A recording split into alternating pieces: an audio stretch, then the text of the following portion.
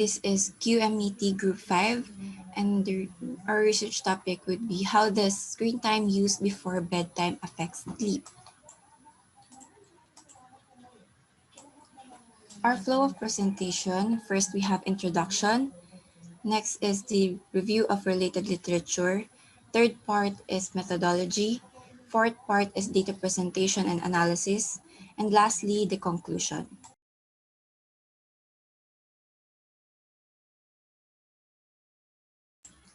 Under introduction, we have background of the study, research problem, variables, and hypothesis.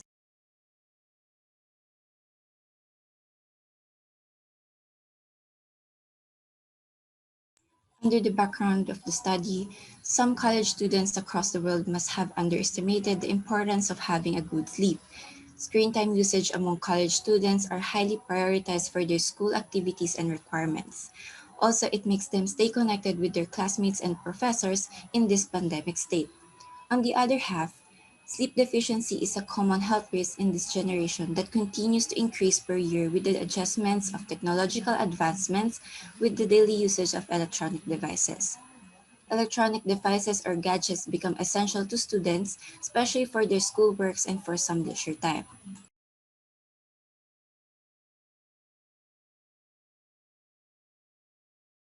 Too much screen time may affect the body system and sleeping patterns of an individual. It can lead to some sleep deprivation or loss of body productivity and energy within the day, as medical professionals recommend some 7 to 9 hours of sleep each night for college students to function properly. Many students prefer settling in their sleeping phase with the presence of an electronic device before going to sleep. This practice is more observed to fill in for their sleep schedule and can to find causes of sleep-inducing screen time. To calibrate the connection of technology uses before going to sleep and poor sleep quality can set out an obstruction to have an accurate sleeping patterns and bedtime schedule in developing good lifestyle habits. Preventing and aligning the sleeping patterns to screen time may increase the improvements of sleep delays among college students. This study can be helpful in the comprehending and acknowledging the impact of screen time of college students' sleeping pattern.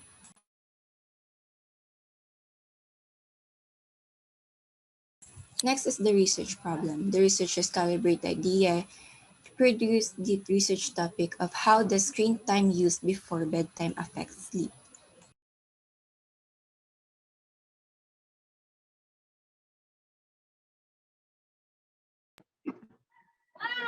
Next, the independent variable and dependent variable.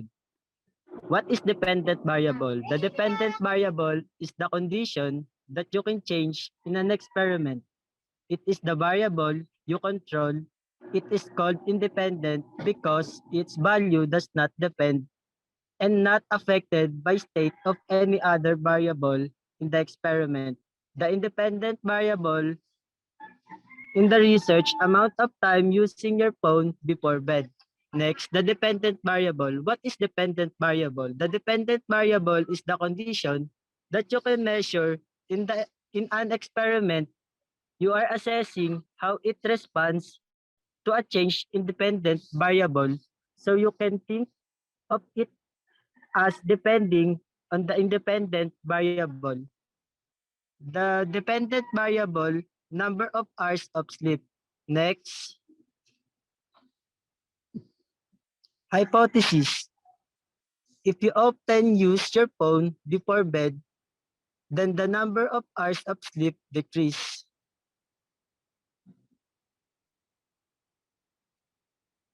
Review of related literature. Moving on, the next is Chapter 2, the related review of literature. The research title is How Does Screen Time Used Before Bedtime Affect Sleep? Review of related literature has given us an insight why people tend to have a decrease or increase of hours on their bedtime due to prolonged screen time use. The first reference gathered was a comparative study of screen time, situation, and behavioral disturbances in urban and rural high school children. We use this because it has similarities to our title. It is also discussed here how excessive use of screen time affects in a person's sleep physiological and psychological effects of screen time on children and adolescents who are also related to our title, due to excessive use of gadgets makes them forget to sleep as they prefer to play games or chat with their friends. Excessive use of gadgets can lead to gaming addiction. Let us now proceed to Chapter 3, which is the methodology of our study or the conceptual framework of the study. Under methodology, we have target population, sampling used, instrument used, data collection method or the technique, and the statistical treatment that was used. The target population for this study is composed of 112 random people who spend more time on their screens before bedtime. The age range of the participants is between 18 to 12 years old, both male and female.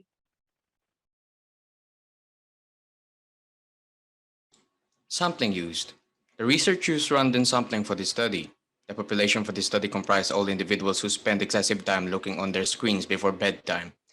We use random sampling because our study does not discriminate other possible respondents, generally speaking, because everyone could use any platform or device with screen and prolong its use, affecting or having an increase or decrease on their bedtime or sleep. The instrument was a survey questionnaire with items 1, 2, 3 as dependent variable questions and questions 5, 6, and 9 as independent variables.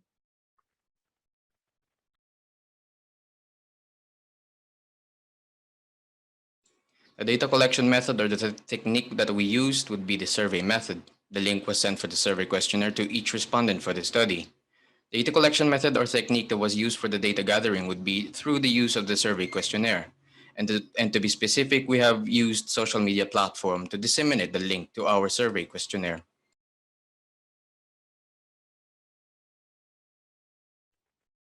The statistical treatment used is chi-square test to compare the relationship between screen time use and hours of sleep. The test discovers the most dominant among the responses with the highest and lowest among them, which has a significant meaning.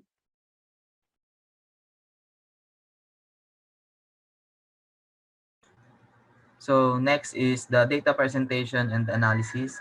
Under that, there is a summary of the data and interpretation and statistical treatment computations.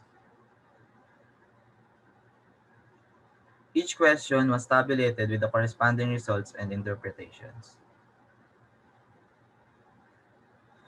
So table number 1 is majority of the answers are 11 to 12 p.m. in the evening, and they're going to sleep, meaning they have much time to use mobile devices before sleeping. However, some of the respondents are going to sleep early, and some of the respondents want to sleep whenever they want. The table shows that 15 minutes to 30 minutes, and some of the respondents fall asleep less than 15 minutes. But the other respondents are taking 35 to 45 minutes and 46 to 60 minutes to fall asleep, meaning the other respondents are taking hard to fall asleep when in bed.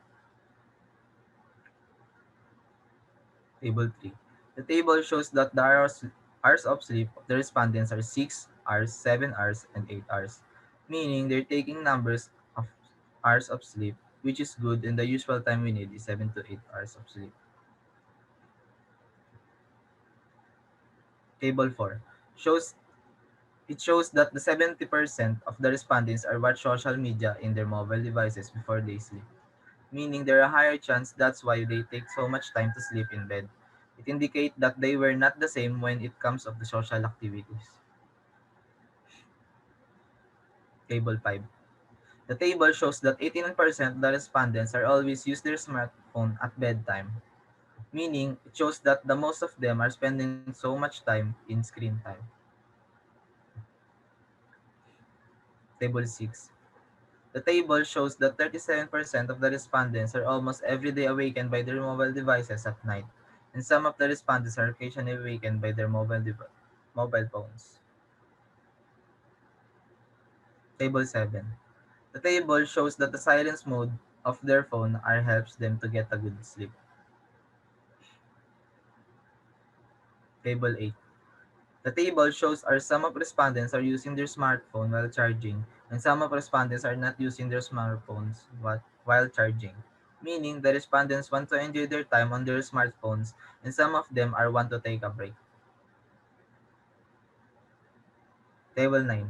Based on the answer of the respondents, are they tried to reduce screen time to do some other activities like drawing, reading, writing, and some other respondents are have different reason like when they get not enough sleep and when they have class tomorrow. Table 10. It shows that the respondents have a habit of checking their phone for no reason, meaning some of the respondents are difficulty going to sleep and while sleeping.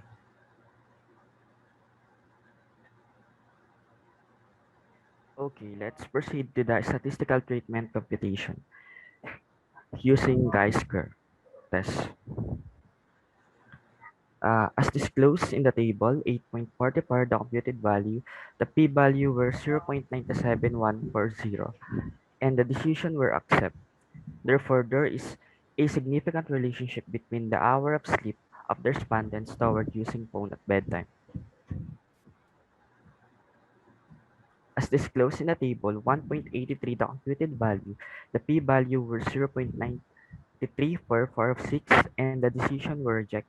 Therefore, there is no significant relationship between the habits of checking phone the respondents towards usual time of sleep.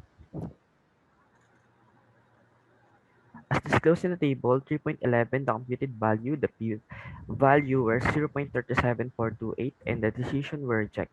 Therefore, there is no significant relationship between reducing screen time of the respondents toward long will it take to fall asleep.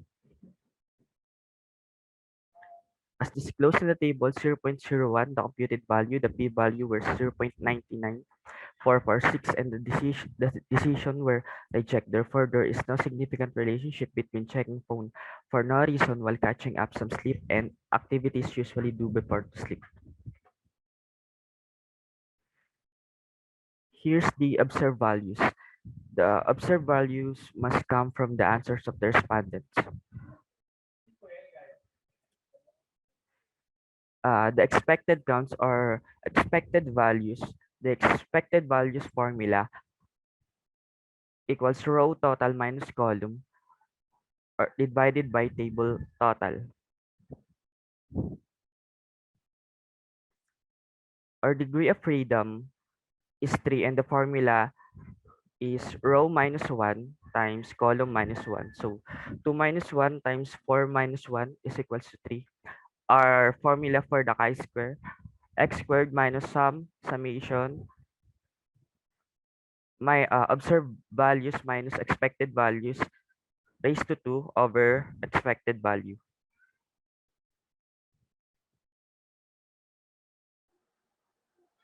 Conclusion, uh, conclusion summary, uh, with summary, conclusion, and recommendation.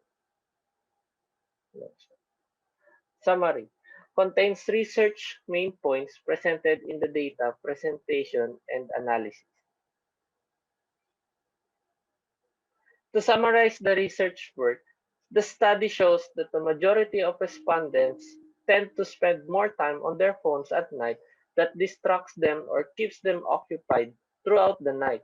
On the other hand, the results in having less hours of sleep and due to less time of resting, they tend to wake up more late than they would get a proper rest on time. Most of the respondents tend to cling on their phones every night in order for them to sleep. They depend too much on screen time to tire themselves mentally that can be unhealthy mentally and physically. In the presented data tabulation, it is stated that most of the respondents are sinking in social media. This invites them to be updated and informed, which causes them to spend time bit by bit to address some trends. People rely on their cell phones or mobile devices rather than other electronic devices in having entertainment or screen time. Therefore, individuals tend to be involved with screen time with what makes them comfortable in using things like gadgets, television, or any devices that incorporate their interests. Lastly, respondents have different initiatives and interests in dealing with screen time and sleep It may depend on the time and particular intention they want to do with their gadgets or electronic devices. The data analysis showed that people have different tastes and ways to get sleep and to catch up on some sleep in a day. Conclusion. Conclusion was based on the relationship where screen time usage before bed may affect the sleep of an individual.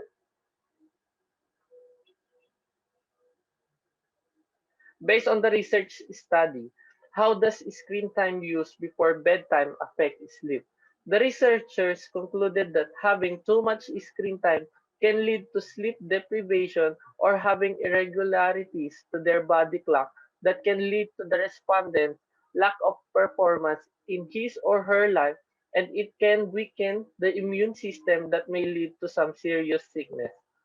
The researchers also found that a high number of respondents is sleeping around noon because of too much screen time through their smartphones. They spend more time on entertaining themselves than to get some rest or to tire themselves out with the use of their mobile smartphones.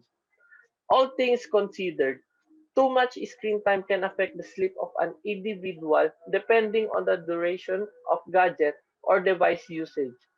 It is also concluded that individuals are mostly attached with electronic devices, which causes them to be entertained and invalidates the good effect of enough sleep in the day.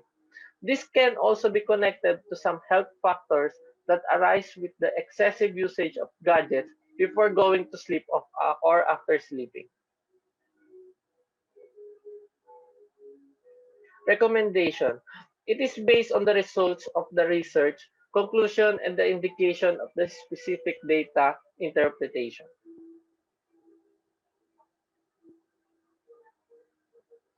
To address the associated problem in this research, the researchers encourage every individual to eat healthier meals and do exercise in order to fix their sleeping pattern and have an overall better health.